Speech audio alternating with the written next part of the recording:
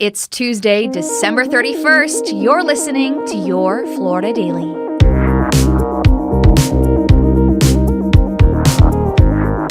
I'm Katrina Scales. The case of a woman accused of fatally shooting her terminally ill husband at a Daytona Beach hospital will not go to trial. Police say Ellen Gilland shot and killed her husband, 77-year-old Jerry Gilland, as part of a murder-suicide agreement in January 2023. When Jerry didn't have the strength, officers say Ellen pulled the trigger. After a standoff, Ellen surrendered. The case floated questions around death with dignity laws and the desperation many families feel to release a loved one from pain or misery. At a case hearing today, Ellen Gilland pleaded no contest against charges of assisting self-murder manslaughter. She faces up to 10 years in prison, and sentencing is set for the end of February.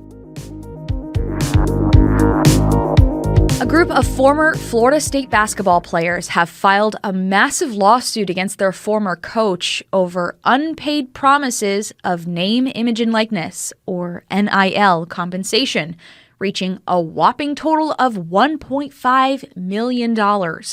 The lawsuit names 6 former Seminoles, claiming Coach Leonard Hamilton promised each of them $250,000 in NIL payments through business partners. The lawsuit stated the players never received payment, despite Hamilton making public promises and having private conversations with some of the players and their families. The lawsuit also mentions a moment when the players claim they walked out of a practice earlier this year out of frustration over the unpaid NIL money and planned to boycott the next game. Hamilton then allegedly told the players the money would be in their accounts the next week. Florida State told ESPN in a statement that they support Coach Hamilton's right to defend himself.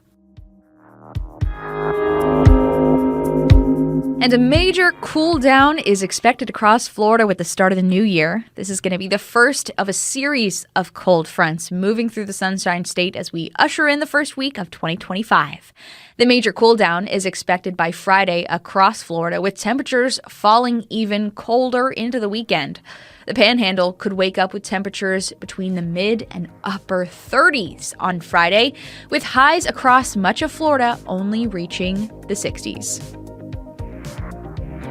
Find these top stories along with breaking news, weather, and traffic all day on clickorlando.com.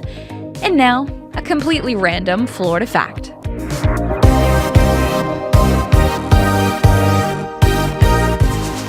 Ray Charles, the future genius of soul, was born in 1930 in Albany, Georgia, but was raised in Florida, near Tallahassee.